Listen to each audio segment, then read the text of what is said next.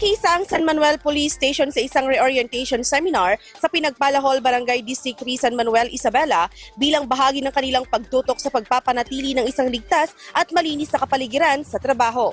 Pinangunahan ito ni Police Major Helio C. Natividad at isinagawa sa ilalim ng pangangasiwa ng Philippine Drug Enforcement Agency o PDEA Isabela Provincial Office. Tinalakay ni Intelligence Officer 2 Dennis Acosta, officer ng PDEA, ang masasamang epekto ng paggamit ng ipinagbabawal na gamot pati na rin ang mahalagang probisyon ng Republic Act 9165 o ang Comprehensive Dangerous Drugs Act of 2002 na naglalayong paigtingin ang kaalaman at kamalayan ng mga pulis sa kahalagahan ng integridad at profesionalismo sa kanilang serbisyo publiko. Pagkatapos ng seminar, isinagawang mandatory drug testing sa lahat ng tauhan ng San Manuel Police Station. Bahagi ito ng mahigpit na pagpapatupad ng patakaran kontra droga at isang mahalagang hakbang upang matiyak na ang bawat kawani ay malinis at karapat-dapat na maglingkod sa mamamayan. Samantala, ang inisyatibong ito ay alinsunod sa Dangerous Drugs Board Resolution No. 13 Series of 2018 na nag-uutos sa lahat ng ahensya ng pamahalaan na magpatupad ng mga programang naglalayong mapanatili ang isang drug-free workplace.